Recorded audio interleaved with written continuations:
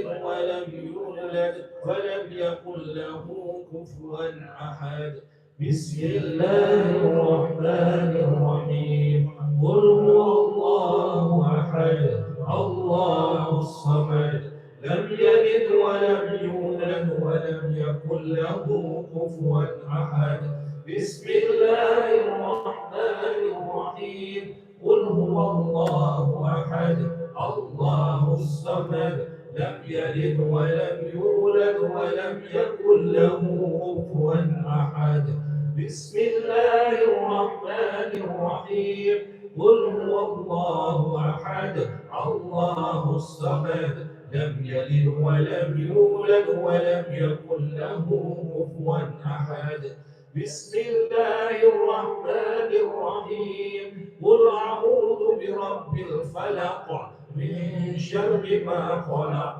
ومن شر غاسق إذا وقب ومن شر النفاثات في العقد ومن شر حاسد إذا حسد بسم الله الرحمن الرحيم قل أعوذ برب الناس ملك الناس إله الناس من شر الوسواس الخناس الذي يوسوس في صدور الناس من الجنة والناس. الفاتحة.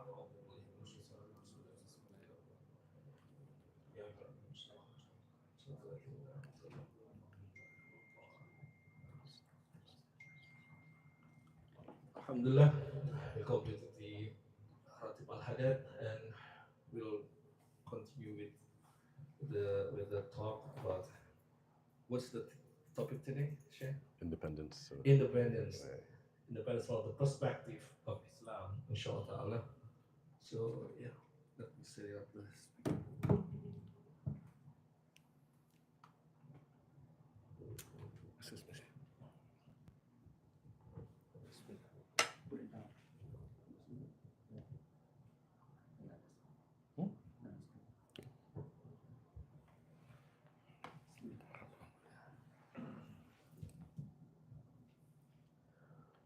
Bismillah. Bismillah, walhamdulillah, wassalatu wassalamu ala rasulillahi sallallahu alayhi wa sallam. Allahumma la sahla illa ma ja'altahu sahla wa anta ya hayyu ya qayyum taj'alul hadna idha shi'ta sahla. I start with the name of Allah, the one with no partner, no similar, the one with no length, no width, no depth, and no perimeter, the one who's not a volume and not in a place. And how could he be in a place when he existed before time and space? He speaks without sound, letter, nor language, not Arabic, Hebrew, nor Korean. He's not a light, he's not a ruh, he has nothing in common with human beings. He's not in the direction of up, down, right, left, front, nor back. And whatever you imagine in your mind, Allah is different from that. And I ask him to raise the rank, honor, and prestige of our beloved Master Muhammad sallallahu alaihi wasallam, the slave of Allah, his final messenger, and the best of Allah's creations. May Allah unite us with him in paradise and grant us a drink from his basin, al-Hawd. And may Allah grant us the pure knowledge, manners, unity, and comprehension, and help us put our knowledge into practice and grant us the sincere intention. Allahumma ameen. MashaAllah.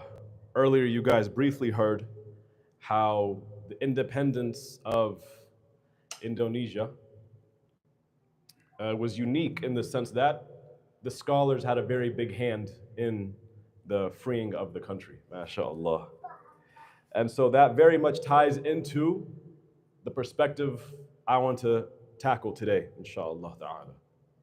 Because when we think of independence as Americans, we usually think of it from the context of colonialization.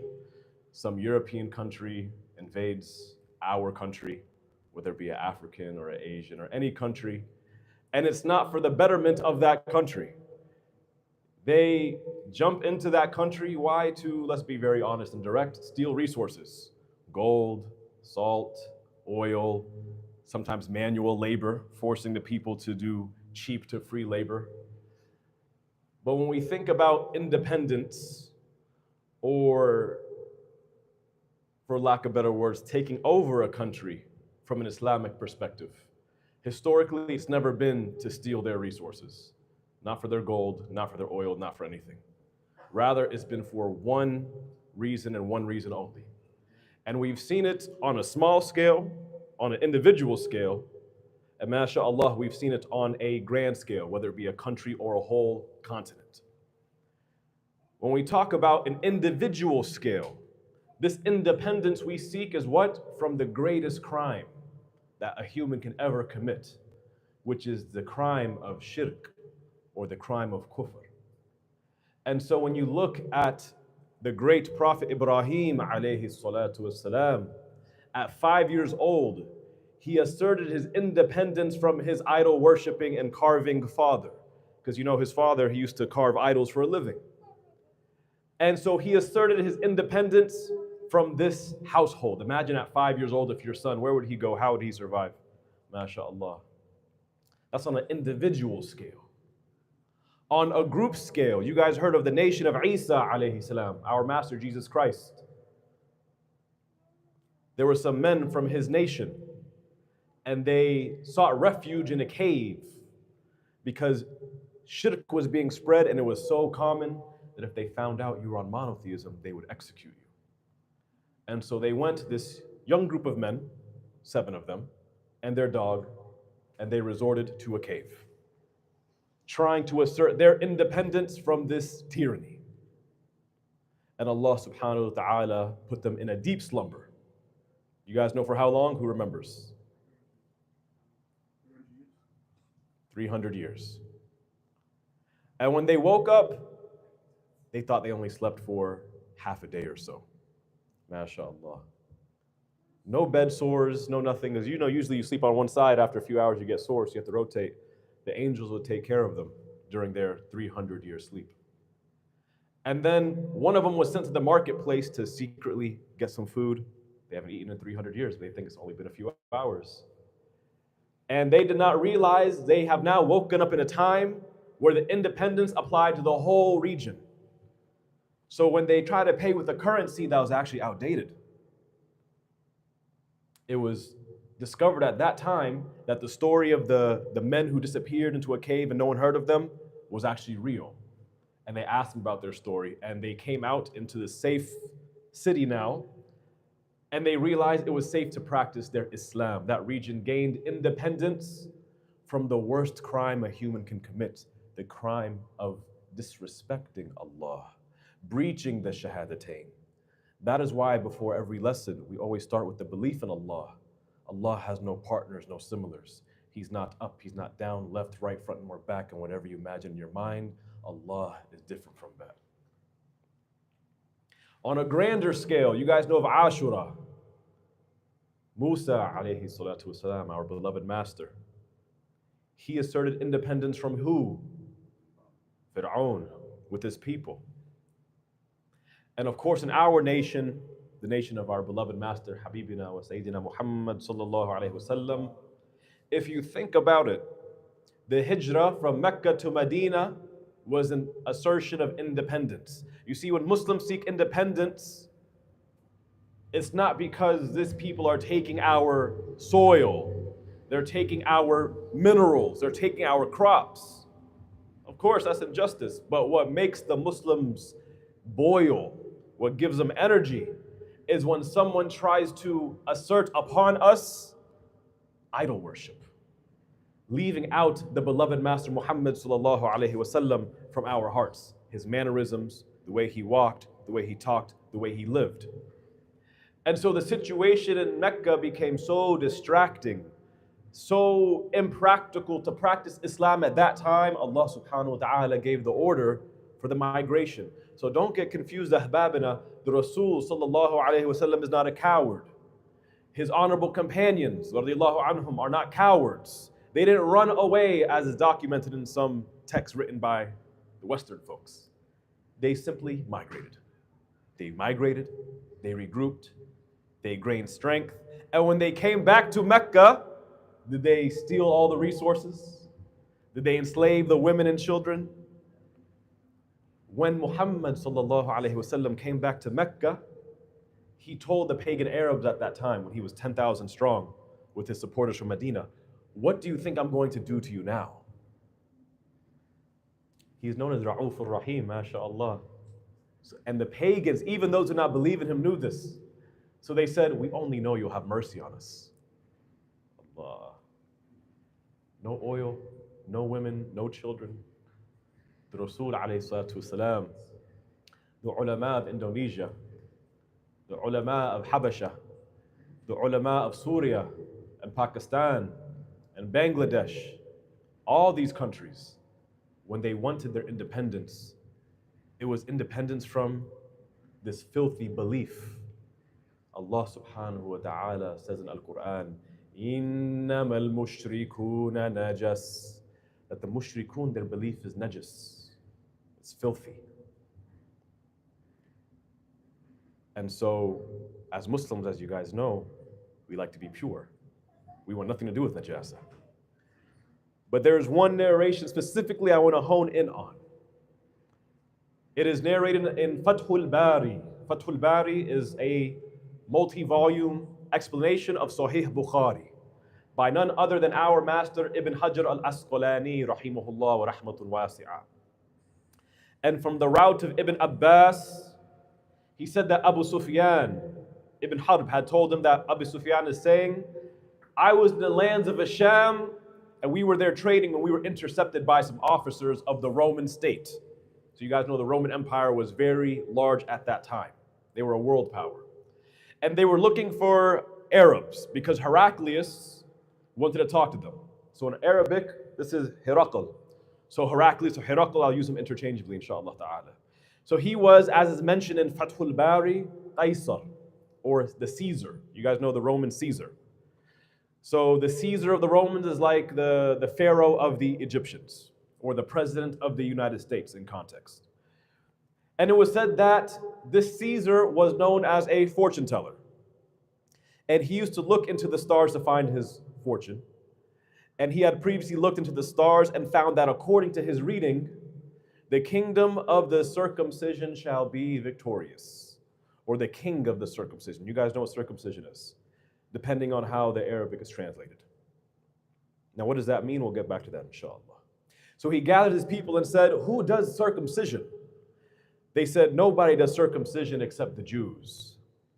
You don't have to worry about them. If you want, just send out word to the different towns and have the Jews killed. That's what they said. And it was around this time when Dihya, you guys know Dihya, he delivered the message from the Prophet sallallahu alaihi wasallam. And so when they got the news of Heraclius about a man who came with a message, he said, get him and see if he's circumcised. So, waliyadu billah, they caught him and they stripped him and they saw that he was in fact circumcised. So they asked him, do the Arabs practice circumcision like the Jews? So they found out the Arabs do circumcise. So Heraclius said that this is a nation that will be victorious. This is the interpretation, the ta'wil of my reading of the stars. MashaAllah. This reading from the stars was about some people who shall take power, not about some people whose heyday has already passed. So the time of the Jews has been long gone. Their power came and it went. So they were not the ones who were meant by whatever reading Heraclius got from these stars. So someone might say, now wait a minute, Islamically speaking, reading stars is not even valid. Na'am hakada. It's not valid.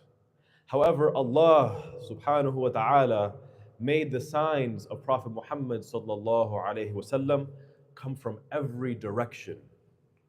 So there is no excuse for any region on earth to not know of the coming of Master Muhammad sallallahu alaihi wasallam. This is the greatness of Al-Mustafa alayhi salatu wasalam. To the extent that when our Prophet Adam, the first human being, when he made istighfar, he looked up at the arsh, which is a ceiling of paradise, and he told Allah, I ask you for forgiveness by the status of Muhammad. Muhammad alayhi salatu wasalam was not alive at this time. Allah knows the answer, but he asked him, how did you come to know about Muhammad and let alone to make tawassul by this great man? He said, because I saw on your arsh, La ilaha illallah Muhammad Rasulullah, and you would not put someone's name next to yours unless they had a specific merit. MashaAllah. And so it is narrated in the hadith that it is true that if it wasn't for Muhammad sallallahu alaihi wasallam, Allah would not have brought us into creation.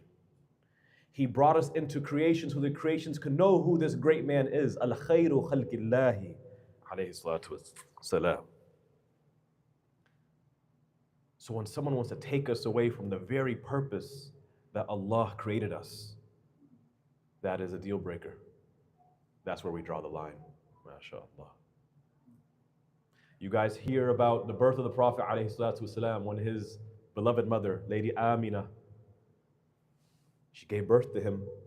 And Allah subhanahu wa ta'ala, if you actually look at it, this birth of the Prophet ﷺ was in fact the first Mawlid, because the creation is rejoicing and the signs of shirk are crumbling.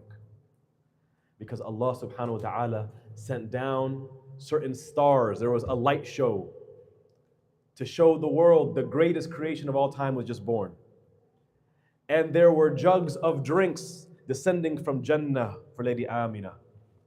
And there were angels that attended this honorable Mawlid, in essence, the birth. And there was nice fragrances being emitted. And there were prophets that visited. MashaAllah. There were prophets who visited.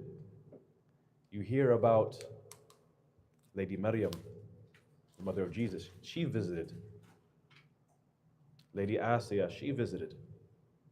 MashaAllah. What are all these great historical people visiting for? The greatest event in human history. And consequently, the death of Prophet Muhammad ﷺ is the greatest calamity in human history. So this is why, even in the stars, everywhere you see the crumbling of the palaces, the 1,000-year fire extinguished, signs of kufr. This is to show the greatness of Muhammad ﷺ. So Abu Sufyan, he continues to narrate that Caesar wanted to talk to us, the Arabs. And at this time, Abu Sufyan, he was not a Muslim. He did not convert to Islam yet. So we went with him, or to him, and he was surrounded by some of the elite Romans. And we went into him and found him sitting in the majlis, kind of like this with his elite companions. And he sits as kings do, wearing their crowns. So Abu Sufyan is narrating this event when he was summoned by Caesar. And the high priests and monks were sitting with him. And so you have this king, Caesar, with all his clergymen. So they all gathered together, and the Caesar told them, come closer. And he called a translator to ask, who amongst you is most closest in lineage to this self-proclaimed prophet? Abu Sufyan said, I am the closest of us in lineage. So he said, come to me, and had Abu Sufyan companions stay behind him. So there's no influence. So Abu Sufyan's up front, Abu Sufyan's people are in the back, and he's talking to Caesar one-on-one. And Caesar, he told his translator to relay the following. If I ask him anything about the self-proclaimed prophet, and he lies to me, he gives an indication of lying, you let me know.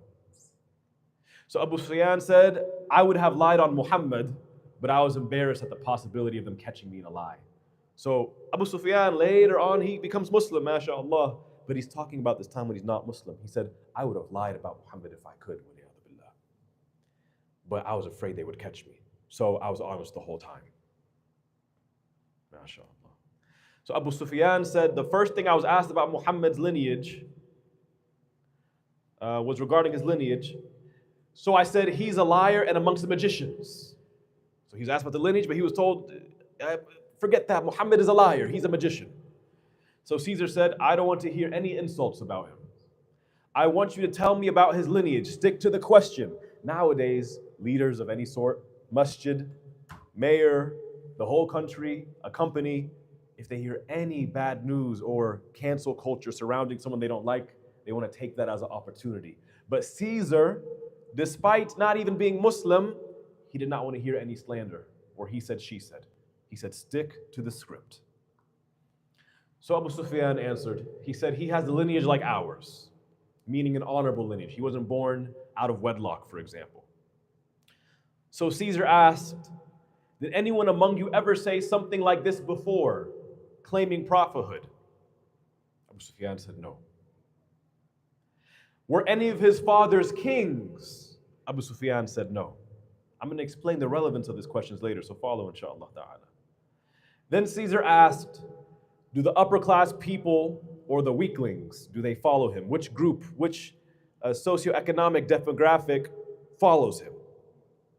Abu Sufyan said the weaklings, the low class. Do their numbers increase or decrease? The numbers, they increase. Does anyone apostatize from his religion out of dissatisfaction? Meaning, does anyone leave the religion of Muhammad because they don't like what he's talking about? Abu Sufyan said no. Caesar asked, have you all ever accused him of being a liar before this?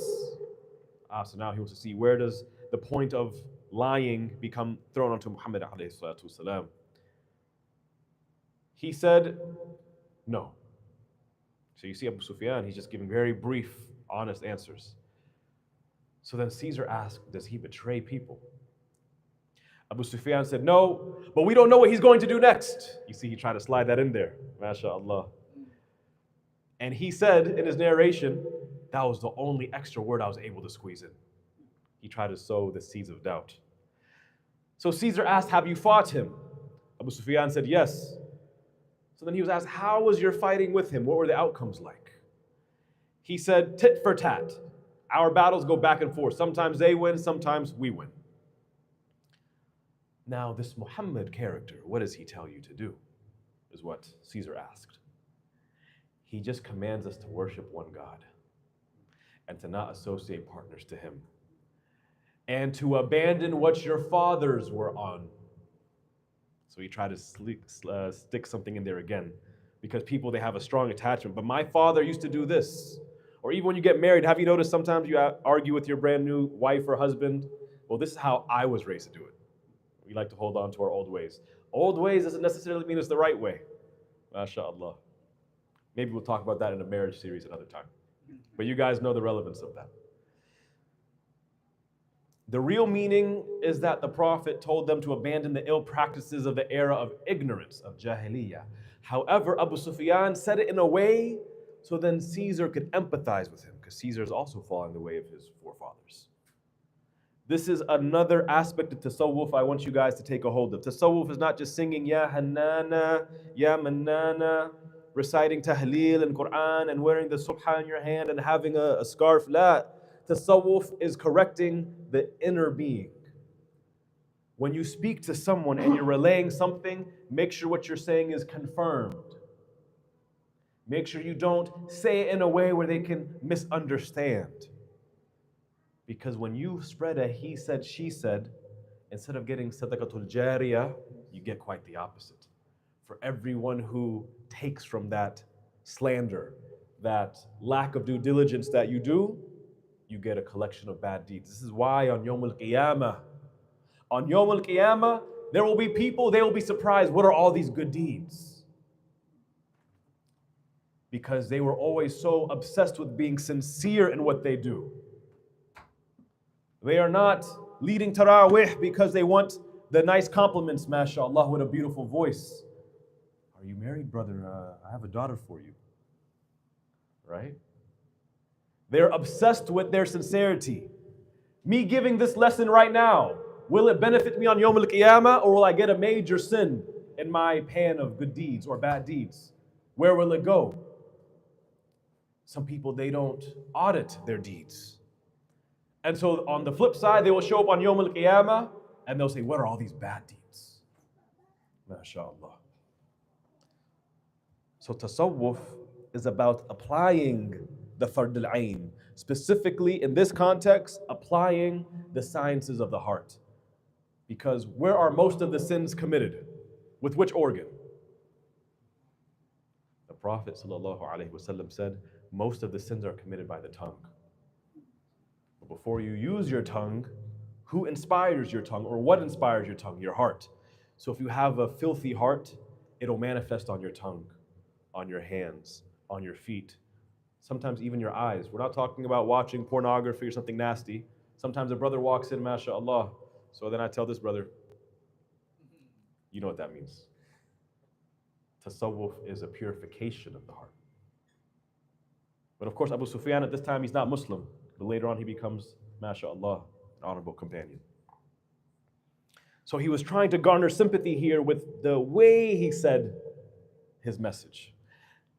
MashaAllah. Abu Sufyan also said he commands us with performing prayer, paying zakah, being honest, having chastity, and maintaining our ties with the relatives. That's also very important. Maintaining ties with relatives means what? It means maintaining ties with those who are good to you and those who are bad for you, or bad to you. To the extent where one of the scholars of Ahl Sunnati wal Jama'ah, he said, avoid 5 people. One of those was whom?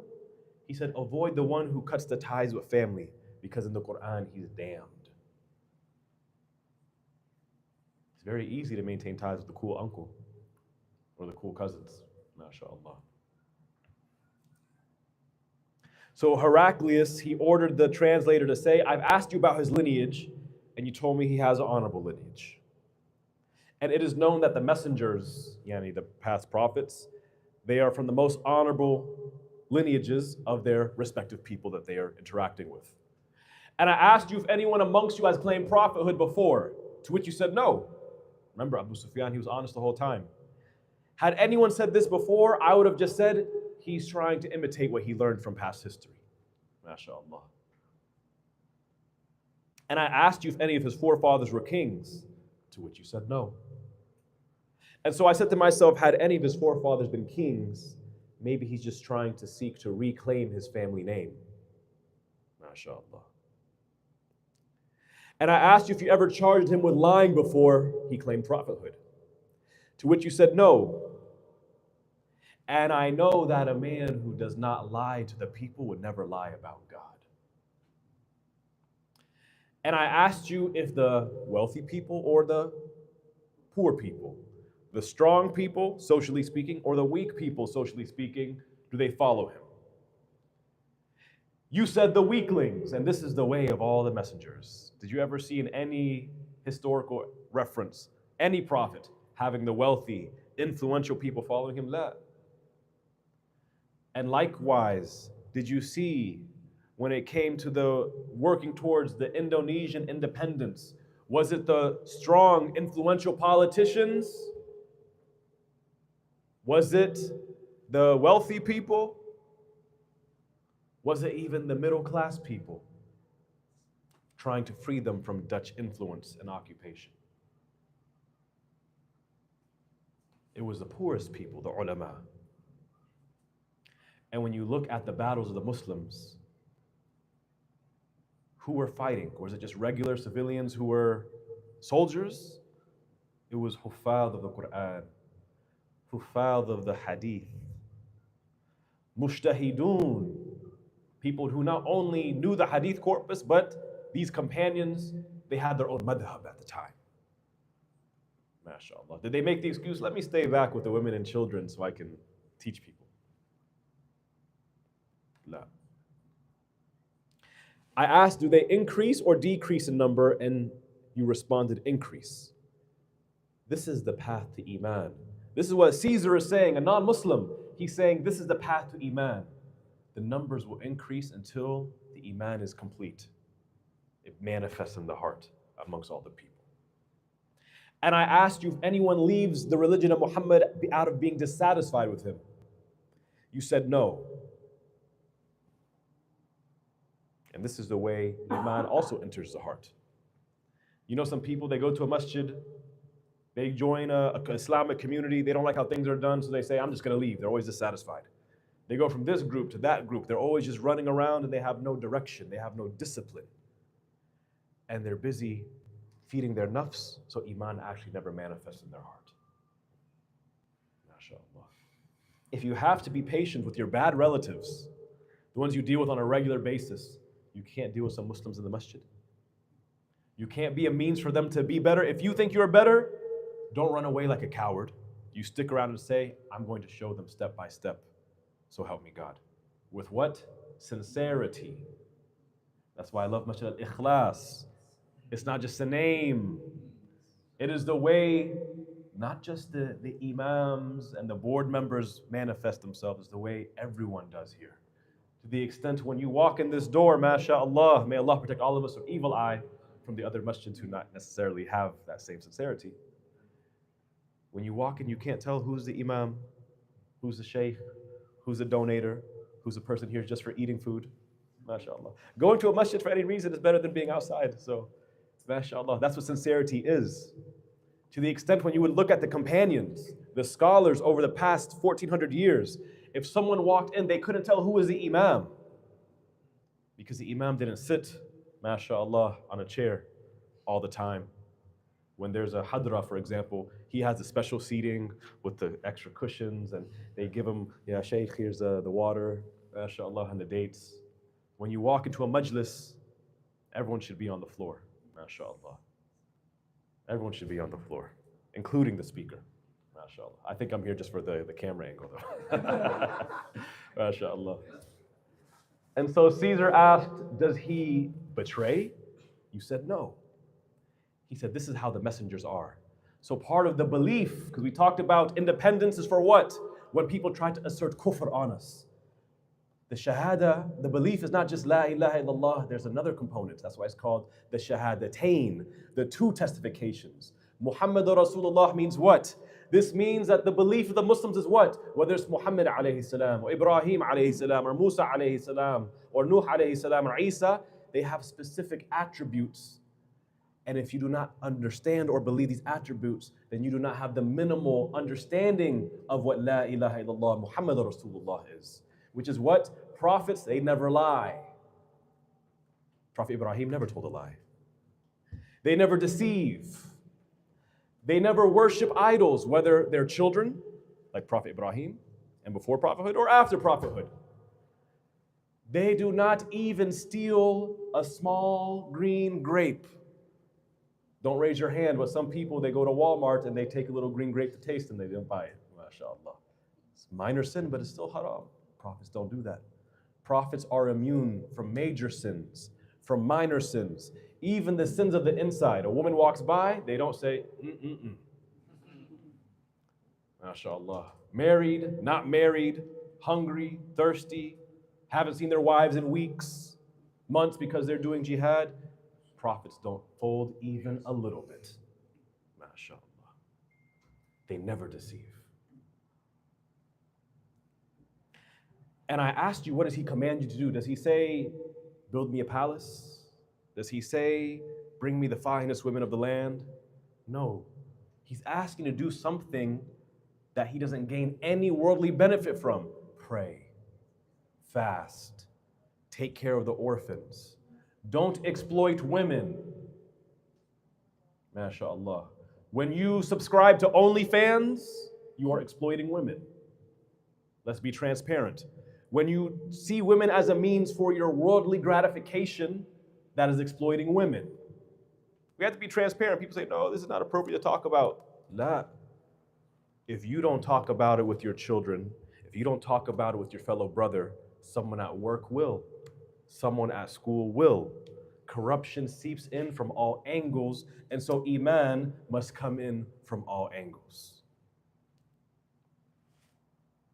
Therefore, if what you say is true, then this man, Muhammad, shall control the land beneath my feet. That's what Caesar is saying. I knew that he was coming, but I did not know that he would be an Arab. Had I known that I could reach him safely, I would have rushed to meet him. They don't teach you that in the American schools, right? That Heraclius wanted to meet Prophet Muhammad alayhi salatu wasalam. What does this indicate? This indicates he was afraid of the Romans. And had I been with him, I would wash his feet. Allah. Imagine the honor of washing the feet of Prophet Muhammad alayhi salatu wasalam. Or imagine the honor of when he's taking a nap, you get to elevate his feet because they're sore all day of praying and fighting and walking, standing, and he could just elevate his feet on your back, mashallah, while you're laying down.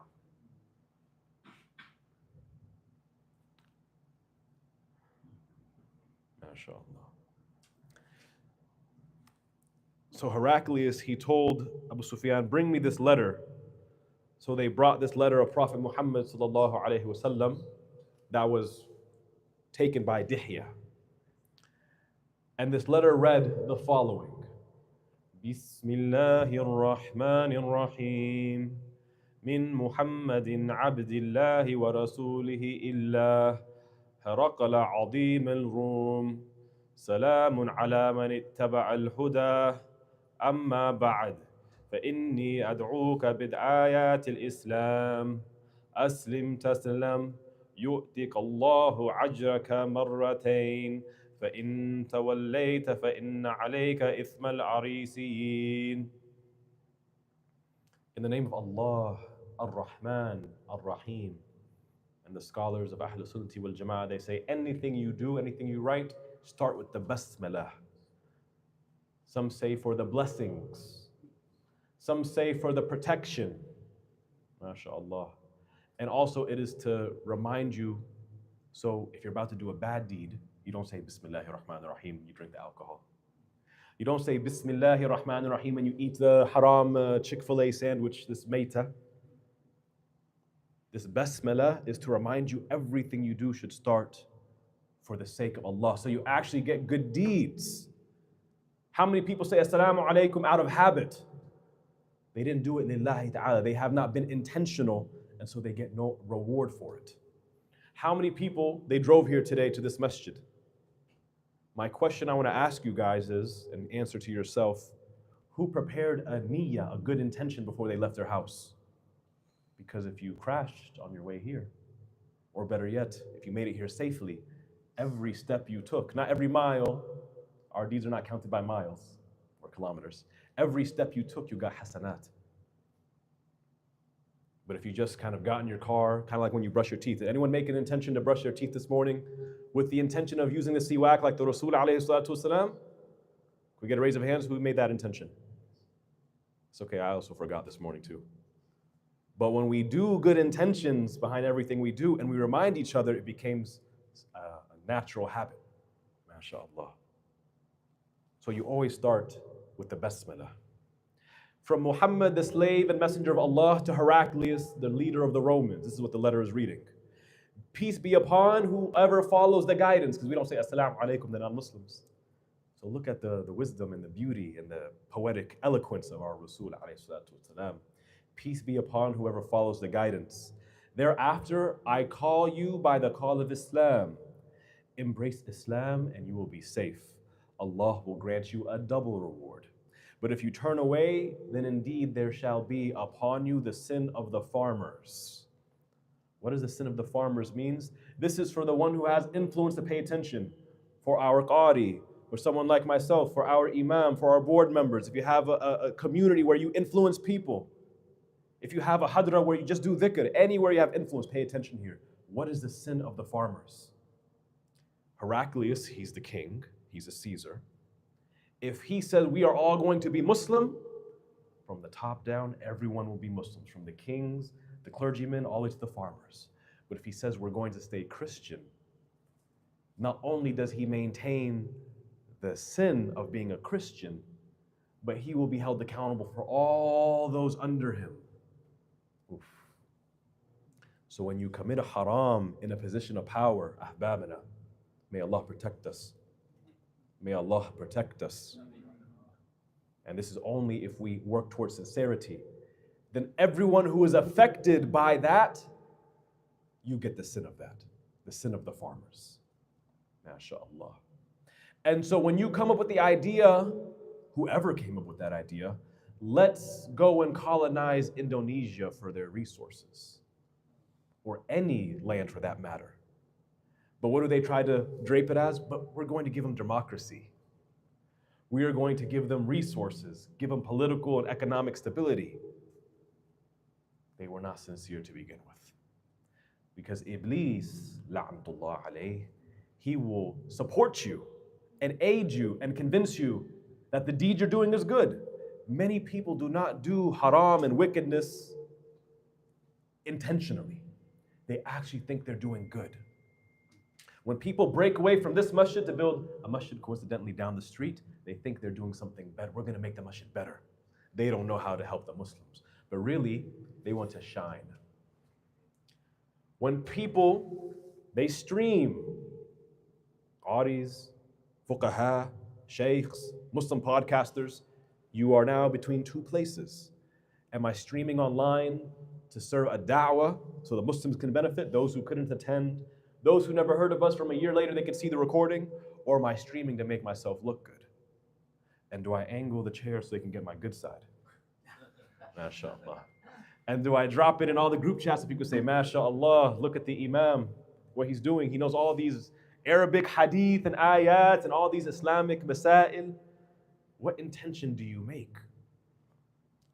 If you look in Islamic history, if you look at this letter of the Rasul ﷺ and Dihya, the intention is what? So you never have to touch the fire. Every Islamic conquering of a country was not like the Europeans taking resources. It is so you could just say, La ilaha illallah, Muhammad Rasulullah. And if you do not want to say it, are we gonna take your women and children? You pay a tax, and you're safe in our lands. And what is the wisdom of this? You hang around some good Muslims, eventually, you're gonna probably become Muslim. And if you don't become Muslim, at least you're an ally for the Muslims. Those Muslims, mashallah, they treat us so well. They don't harm us. They don't try to pillage our lands and come and, like the mafia, take from my business.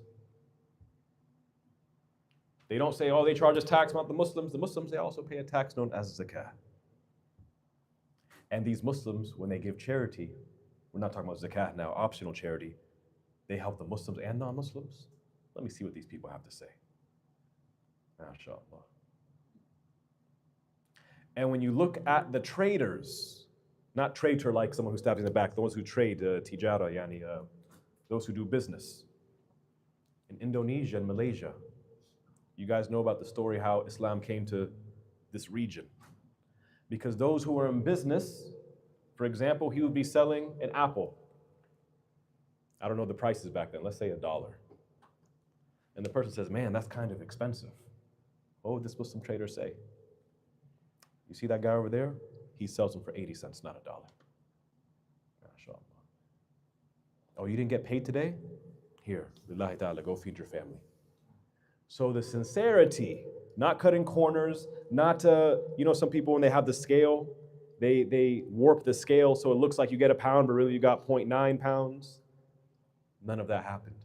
And they're telling you to go to the competition because when you're sincere, may Allah grant me the ability to be sincere, this next part is important. You learn to rely on Allah, not the resources you have. This money, my net profit does not sustain me. These resources I steal from this Islamic country, wherever is not going to sustain me, Allah is going to sustain me. Because look at the Dutch. Look at the Americans. Look at the British. Who's doing better economically? Them? They always seem to have inflation and debt. They always seem to be in some sort of war. They seem to have some high crime rates. They don't have any social happiness.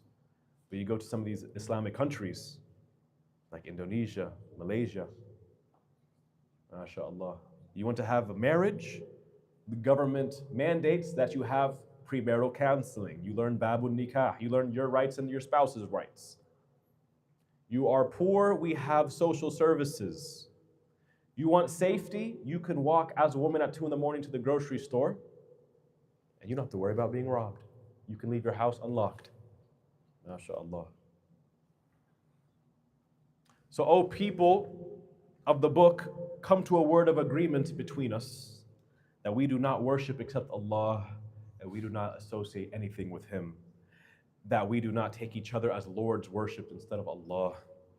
And if you turn away, then say, oh believers, bear witness that we are Muslims. Alhamdulillah. So Abu Sufyan said, when he finished addressing me and reading the letter, there was a big uproar and a lot of ruckus. It got very loud. Imagine all the clergymen there. And that's when we were taken out. They took out the Arabs. When we were taken out, I said to my companions, the matter of Muhammad has increased. Surely the Caesar Romans is afraid of him. That's why they're getting this uproar. So Abu Sufyan, he finished this narration in Fathul Bari by saying, I did not stop being confident that Muhammad will be victorious. And as a non-Muslim, he always knew Muhammad sallallahu alayhi wa ala alihi wa sahbihi wa sallam is going to be victorious. He said, to the extent all the way until Allah made me embrace Islam. And Caesar, he wanted to embrace Islam, so what did he say to his Christian clergymen? He said, so what do you think? Should we embrace Islam and become Muslims? They said, no, that's crazy talk. So imagine, did he just get exposed right now? What did he say? Iblis helped him. But first and foremost, in his heart, he was disappointed and thought that they were going to attack him. And said, khalas, there's no good ending for me unless he stays as a Christian. So he said, I was only testing your faith in Jesus Christ. I wanted to see how firm you are upon your religion. And he stayed a Christian, and it was reported that he told Dihya to tell the Prophet that he became Muslim. When Dihya got to the Prophet and told him that Caesar said that I became Muslim, tell Muhammad, the Prophet sallallahu alayhi wa ala alihi wa sahbihi wa sallam said, he is a liar, he never embraced Islam. MashaAllah. MashaAllah.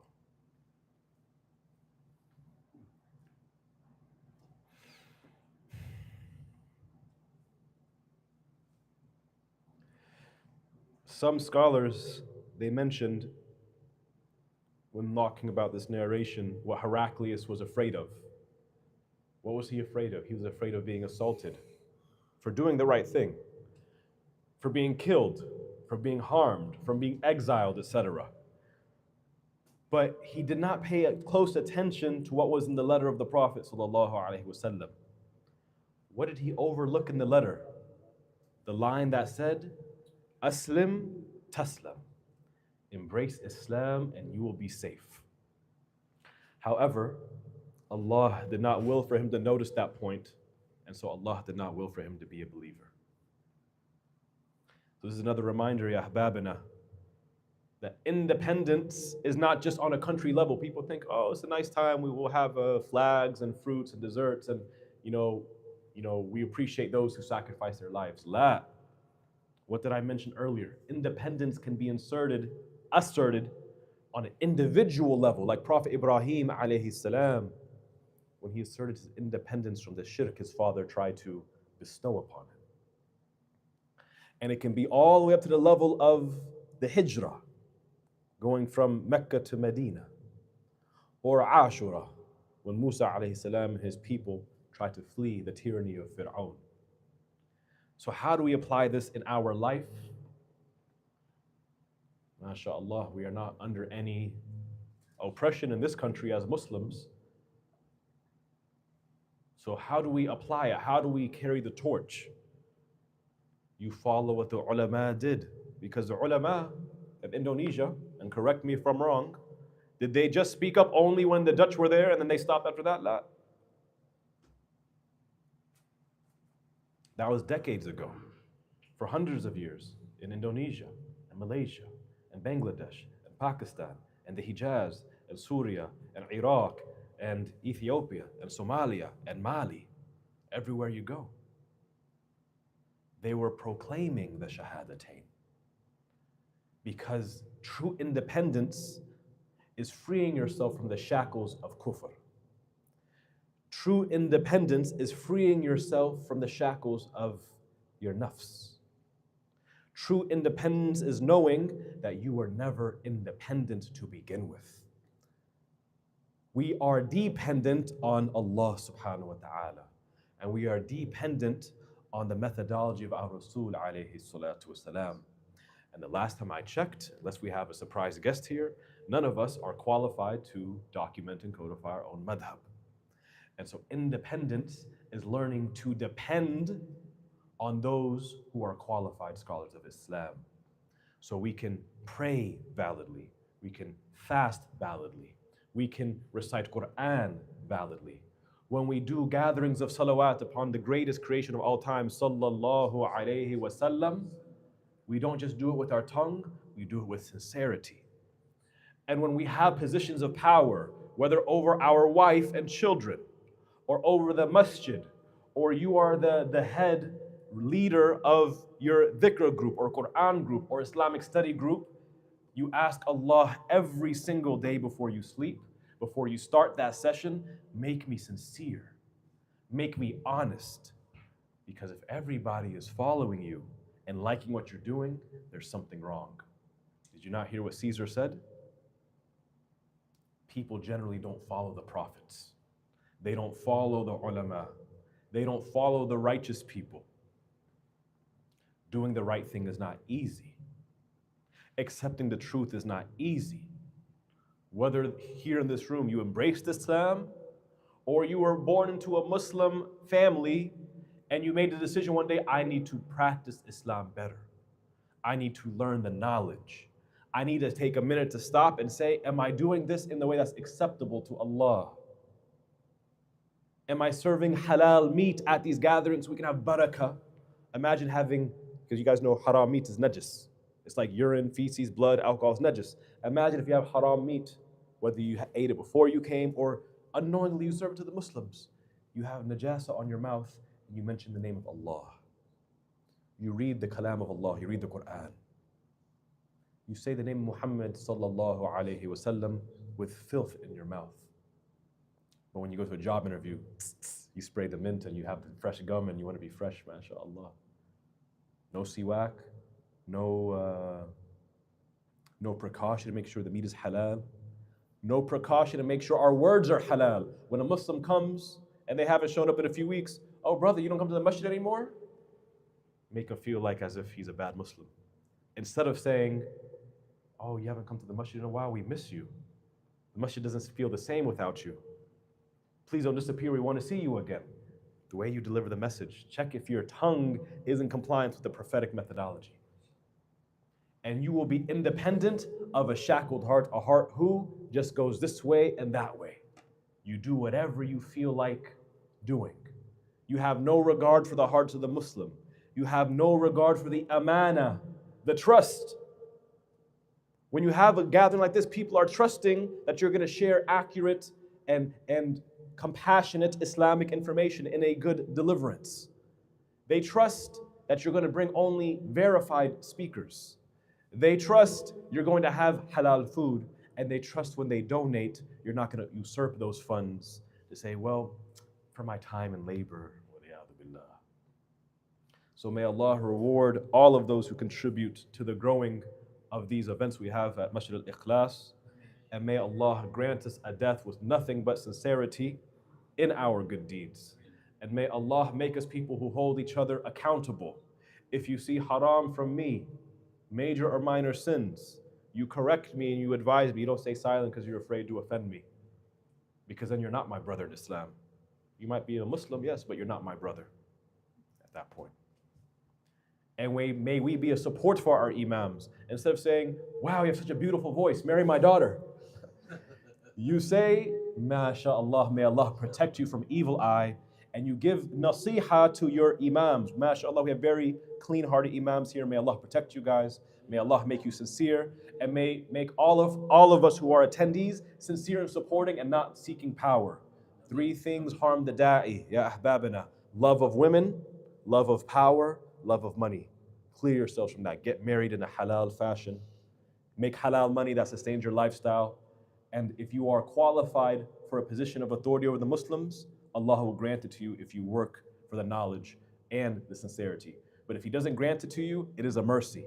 Because the one who has authority over the Muslims, our mashayikh of Habasha, what they said it's like being slaughtered with a dull knife. Imagine if you get slaughtered, you want it to be quick and painless. But take a butter knife. Imagine slaughtering someone with that. When you have a position over the Muslims, shaykh, imam, qari, mu'adhin, it's like you're being slaughtered with a dull knife.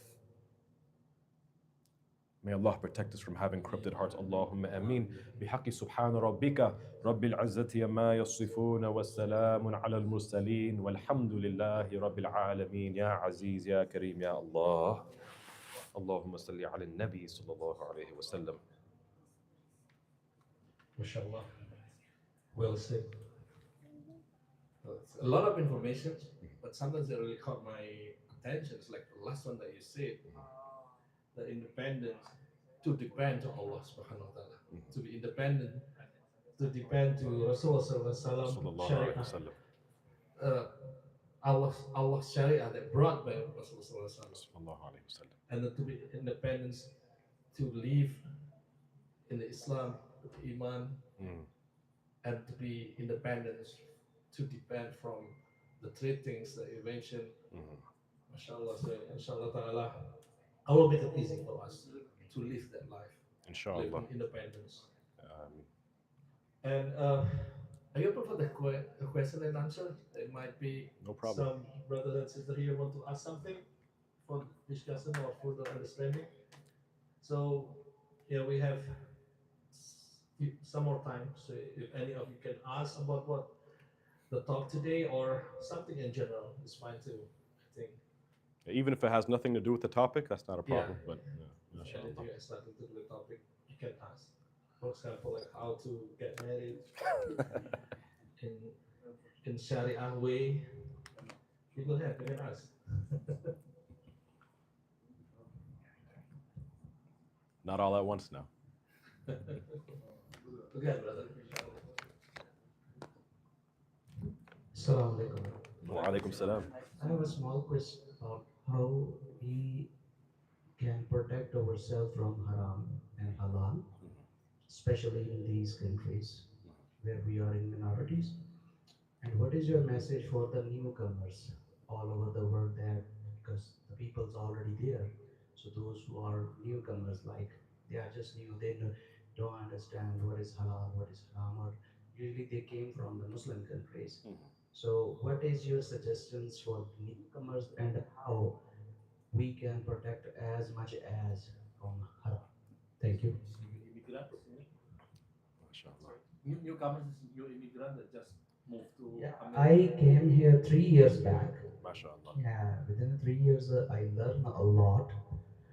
And if we are not in touch with Muslims, with masjid, and with the people that is near to Allah, so I can forget my actual path very quickly compared to my actual country. So I came from Saudi Arabia. I spent 12 years there, 12 years. So to follow Islam very easy there. Every street contains two, three masjid, and all with the footsteps, not on the car, and all the process is very easy. There is no haram concept, no alcohol, anything. So especially we are with our colleagues that is non-Muslims. We go, they insist to eat with us, but not haram. So how we protect ourselves in this culture where we are working with this kind of diversity? Yeah.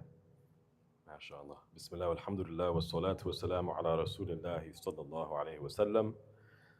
MashaAllah, you came to America at a good time.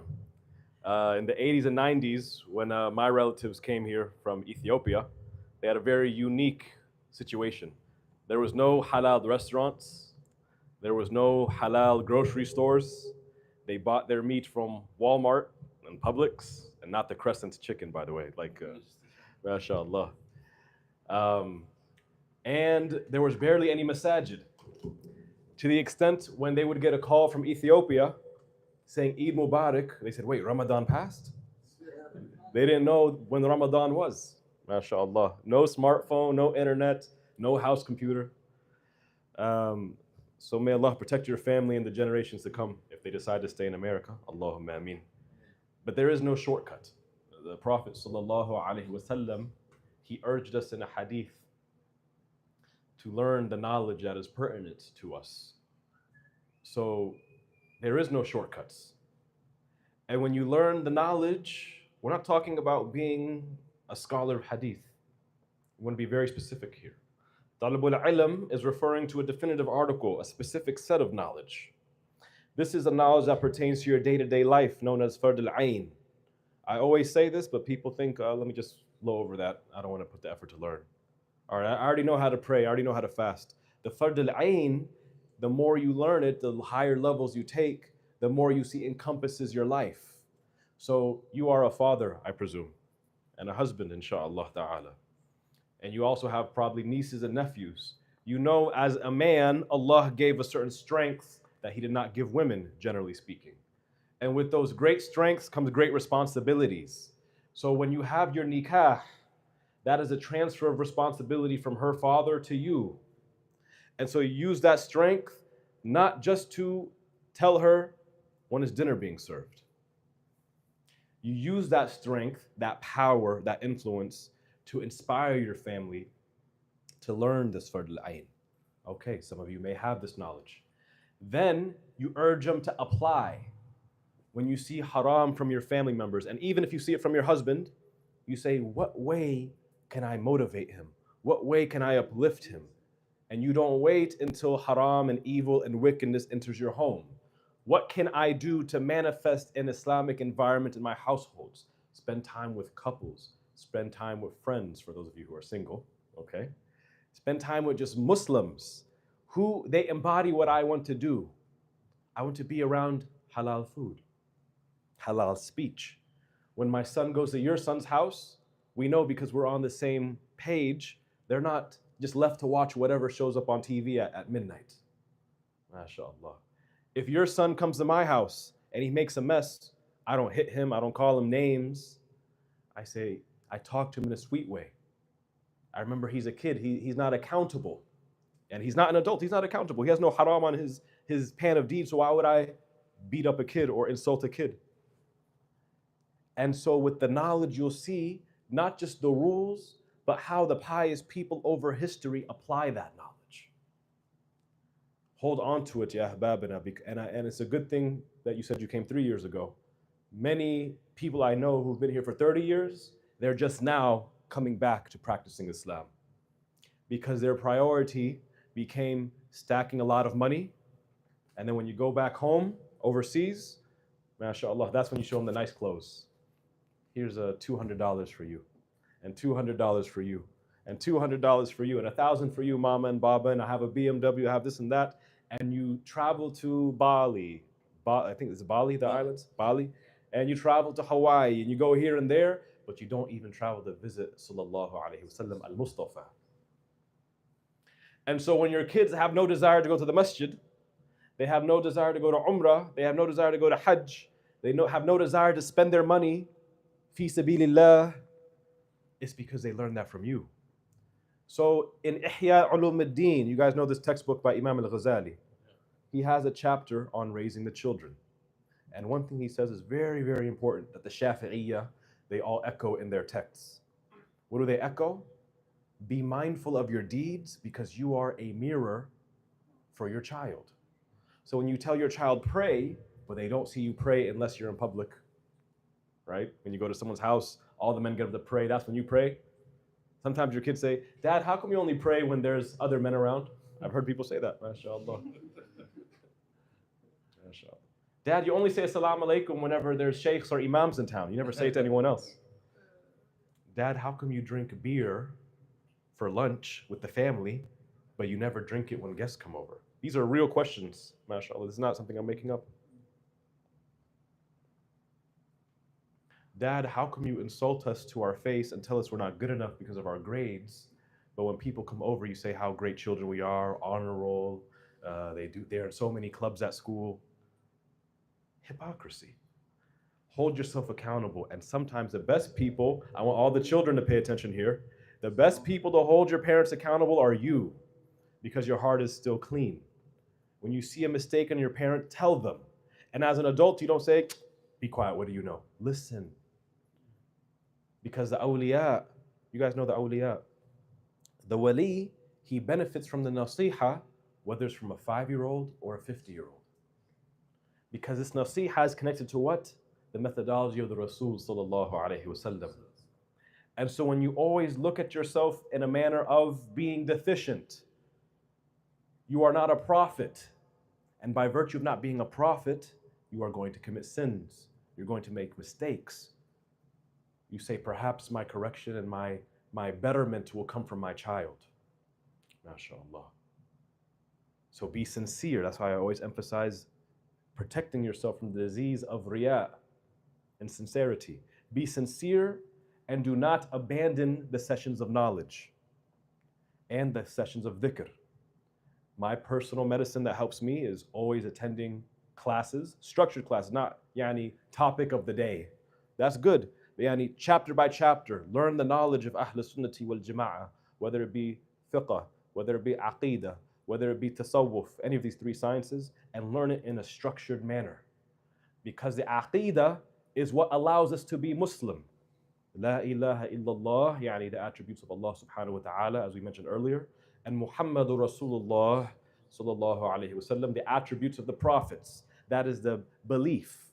And the fiqh, this is the day-to-day actions. Is your money halal? Is the way you treat your spouse halal? Is your rights on your kids being fulfilled? The way you think of a Muslim, when you see a Muslim, do you have an ill thought in your heart without any foundation? This is fiqh, the haram, the halal, the valid, the batil. And then tasawwuf, the cleaning of the heart, what people may not necessarily see, because this came in the hadith Jibreel. Iman, ihsan, Islam, but we're using synonyms. Iman, the belief, aqidah. Islam, al-fiqh. Ihsan, worshipping Allah as if you see Him. But of course, we don't see Allah in the dunya. If you hold on to this, tasawwuf mixed with the knowledge, and you progress, and you don't make excuses, and prioritize 4 hours of Netflix, or news, or Al Jazeera, then you will go far, inshaAllah ta'ala. Invest in your children. Invest in your children because they will be the one who advise you, who correct you, who support you, inshaAllah ta'ala. Wallahu musta'an. I hope that was clear, inshaAllah ta'ala. Alhamdulillah.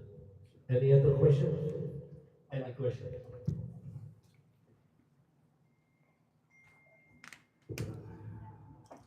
Assalamu alaikum. Wa alaikum salam. Inshallah. I have two questions actually. It's not, I mean, it's everyday things that we do. You know, everybody busy working. At a time we're not so busy, we so focused with salah. At a time we're busy, Allah giving so many, you know, risky and things like that. And just, I'm not saying we neglect it, just make it, the salah is so quick. You know, it's happened to everybody. And so, well, I had to go back home and then just salah and done. That's, I don't know what do you think is, you know, additional that make sure that we always remember. I mean, we always grateful for what Allah giving to us, but sometimes it's just like, always in my mind, always everybody else mind. When we're busy, we have to go salah, pick and then go. Pick and go, you know, kind of like that. What do you think? Can you give me a perspective, please? So I'll speak from the perspective of a convert, because I have a lot of convert friends, mashallah. You guys here have at least met or befriended a convert before. When they first embrace Islam, do they rush through the prayer like many people who are born into Muslim families do? Has anyone ever seen that before? You've never seen that, right? You never see a convert rushing their salah. They're like, wow, I'm Muslim, and they take their time and they appreciate it. Or let's say you never prayed before, then you get this boost of iman. You just came back from Hajj or something like that. Anything. Your family member died, and now you want to take your religion seriously. And so you pray and you take your time. You have khushu', you have tranquility, and you take your time. Then as time goes on, you rush it. Today is because, oh, I quickly have a work meeting, or I have so many things to do, let me quickly pray. So what does this mean? That means we're taking it for granted. So what I would recommend for Masjid al-Ikhlas, and I'm in the group chat, so I'd like to see some accountability here, is that we say, what's the next step for all of us? Whether you're 50 years old or 5 years old, let's have a series on Bab al-Salah and Bab al-Tahara. Because when you learn, wait, that's part of prayer? I never knew that was part of the prayer. Wait, that invalidates my wudu? I didn't know that. Wait, having najis in my pocket in the Shafi'i school, like, you know, some people, they carry small hand sanitizer bottles. Sometimes it has najasa in it. You carry it in your pocket, it invalidates your prayer. I didn't realize that. Or I still eat haram meat, so there's najasa on my lips.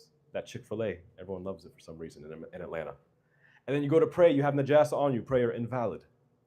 Or better yet, you learn the sunnahs. Maybe your prayer is valid, but you learn the sunnahs and you say, wow, all this was documented in detail. I took my prayer for granted. Here I am thinking I'm doing good because I recite some surahs I learned in the middle of the Quran, not just juz amma. So when you learn all the sunnahs, you realize, mashallah, I'm falling short. I thought my prayer was good. I thought I was doing just fine. But in comparison to the salihin and the awliya and the sahaba and the ulama, I hardly have any reward. I'll give you an example. In the Shafi'i school, when you're in the sitting position, you are obligated to make one tashahhud, one at-tahiyyat at the end. If you skip the first tashahhud in the second sitting, but you do it at the end, the last one in the fourth sitting, your prayer is valid. But if you miss that first tashahhud, you lost all the ajr in your prayer. Meaning what? Even if you recited Surah Al-Baqarah in the first raka'at, and the second one you recited Surah Al-Imran, your prayer is valid, but it has no reward. MashaAllah. Or if you make wudu in an area where there's a toilet right there, yani it's not separated. Some houses you have the toilet and then there's a door and then the sink is separate. That's one way. That's the good way. But sometimes the sink is in the same place as the toilet. Then you lose rewardability. I'm not saying all, but you lose rewardability in your wudu. MashaAllah. And so when you say, wait, I did all those surahs, I sat and made good dua in my sujood, and I didn't get reward, I was not taking my salah seriously. MashaAllah. Or in the Shafi'i school, as long as you say the Fatiha when you're standing in i'tidal, and you don't recite any other surah, just the Fatiha, waladdallin, ameen, and you go straight into ruku'ah. And you do that for the whole prayer. The prayer is valid, but the prayer lost rewardability. And then when you hear narrations of Uthman ibn Affan radiallahu an, in one raka'ah he recited the whole Quran. I can't even recite Qul huwallahu ahad. So the knowledge will help you stay accountable. The knowledge is like, you know how at work or at school, when they grade you, they say, okay, you do this right, you get a 4 out of 5, you get a 5 out of 5. There's a rubric. The Islamic rubric is al-fiqh and at-tasawwuf. Because if you finish praying salah and your heart feels nothing, let's say you take your time and you feel nothing, that means you have a blackness of the heart. Where is it from? Is it because you owe people money and unjustly you're buying cigarettes, optional thing, while neglecting a wajib? Are you consuming haram meat and so your heart feels nothing? Do you neglect your parents? Yani you're falling into uquq al-walidain. You harm them with verbally, financially, physically. And so you have to take an audit. Just like in your business, you see you're losing money. The business is losing money. What do? You take an audit. In Islam, if we see that our hasanat or the softness of our hearts is diminishing, we take an audit. Okay, who did I talk to this week? Whose rights did I breach? Even if I didn't say with my tongue, who did I look down upon with my eyes? Tasawwuf also addresses sins of the eyes, sins of the heart, sins of the tongue, sins of the hand, sins of the private part, sins of the foot, sins of the entire jism. And so if you take that audit and you address that, then you might find your salah to be easier to pray and you taste hilawatul iman. But just remember, ahbabina, so you don't feel down or you lose hope. The Rasul alayhi salatu wasalam, he said, the heart of Bani Adam is like boiling water. You know, when water boils, the bubbles go this way, the water goes this way, it fluctuates this way and that way. That's our hearts. Iman comes and goes. But just like a stock chart, it goes up and down, but ideally you want it to have a positive incline, positive trajectory, inshallah ta'ala. So may Allah grant us more sessions of knowledge Amen.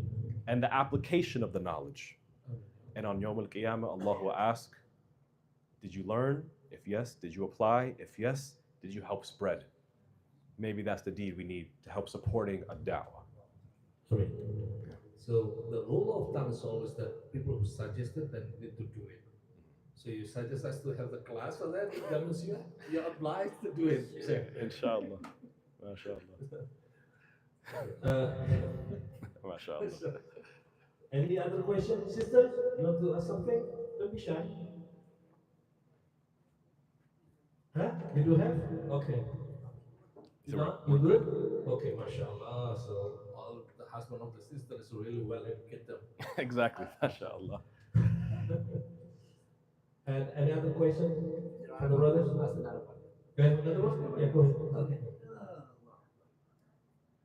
All right, the piggyback what you said before, the tongue really, bring you to Jannah to the hell, right? So, and the nasiha is either from the kids to the young to whoever, like Abu Hurairah when they kids and giving the nasiha.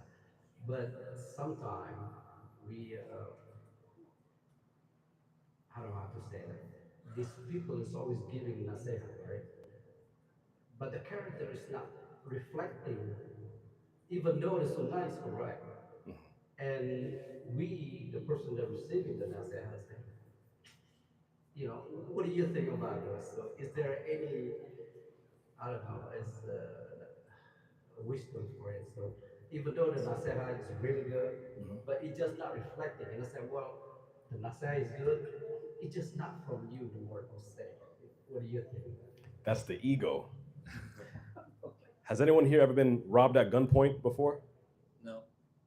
Can you imagine being robbed at gunpoint or knife point, and then this thief, he gives you nasiha? Would you take it? Man, give me my iPhone first, and then...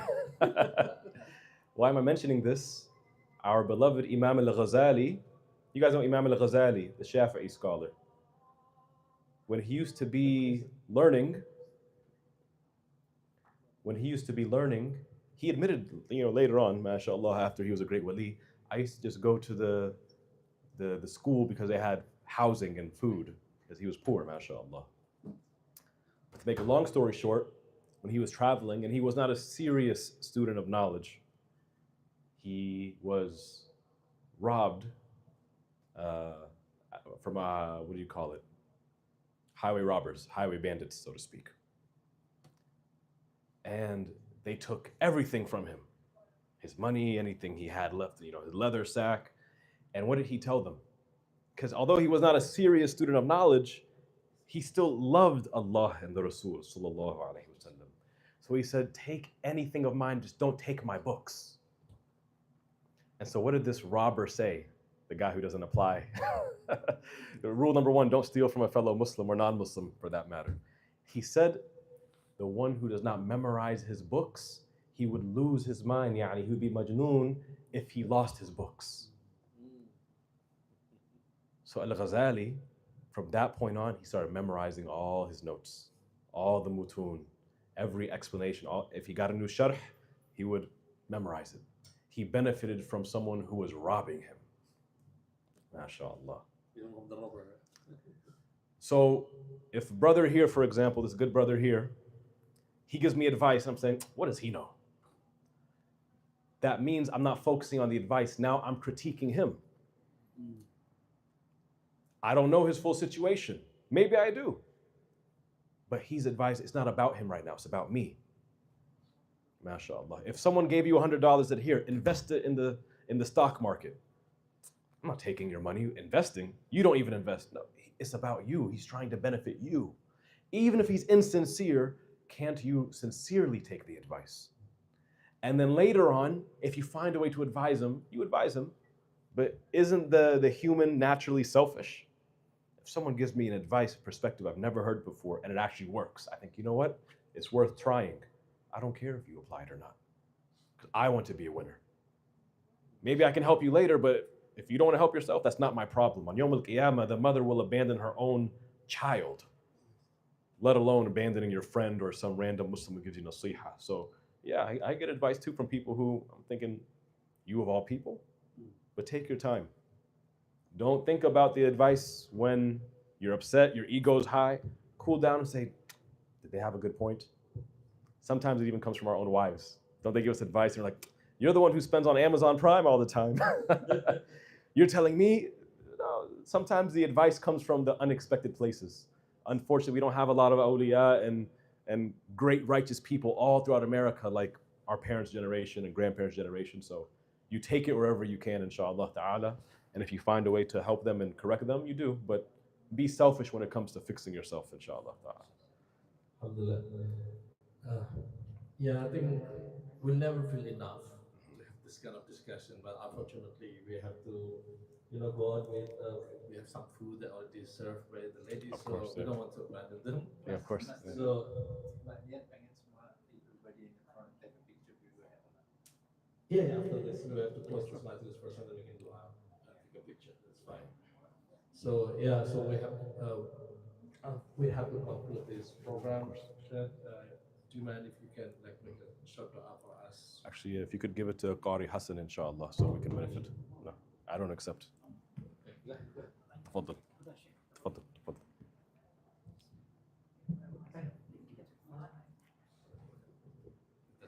Okay, مرحبا. I'll make one in English, inshallah. Bismillah, alhamdulillah, wa salatu wa salamu ala rasulillahi sallallahu alayhi wa sallam. Ya arhamar rahimeen, I ask you by the high merit of Prophet Muhammad sallallahu alayhi wa sallam to grant sincerity in our actions, to overlook what repels us from one another, to inspire us to cooperate with one another, to make istighfar in every waking day of our lives, to support the Muslims with our money, with our time, with our efforts and our body. Ya arhamar rahimeen, grant us the belief of Tawheed all the way until our deathbed. Ya Arhamar Rahimeen, leave us children and Sadaqatul Jariyah all throughout the earth so we can continue to gain hasanat.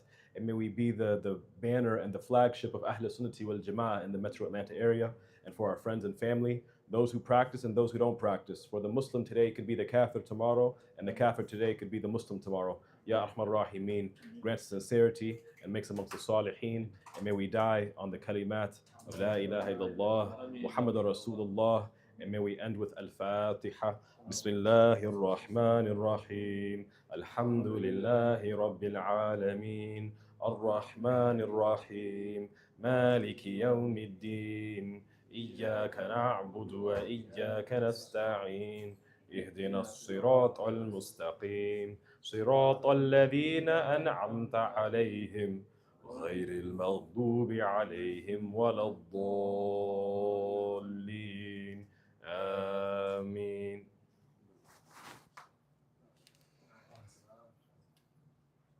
So, alhamdulillah. Let's close this